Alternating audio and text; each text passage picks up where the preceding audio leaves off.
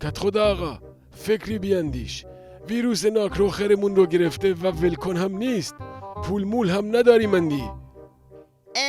اگه در حرم ها و مساجد باز می شد و اهالی دعا می کردن اینطور نمی شدندی. واقعا همش تقصیر اهالیه. فکر کنم ناچاری سر کیسه را شل کنی تا با ناکرو مقابله کنیم. چی؟ برو دهانت را با وایتکس بشور. من میگم مقصر اهالیه، بعد تو میگی من از جیب بدم.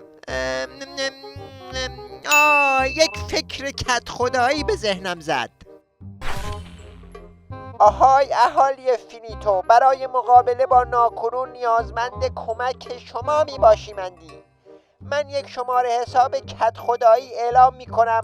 شما سکه هایتان را واریز کنید تا بتوانیم با ناکرو مقابله کنیم. اسمش را هم می گذاریم کمک های کت خدایی. این هم شماره حساب من 266، بقیهش پس و پیش. زرشک، پولمونو بدیم بذاری کنار 200 میلیارد سکت یا بفرستی برای سورآباد و لبناباد. مگر خودمان چلفتی می باشیمندی؟ واسطه می خواهیم چه کار؟ خب خودمان کمک می کنیم. تو خودت پدر جد ناکرو هستی.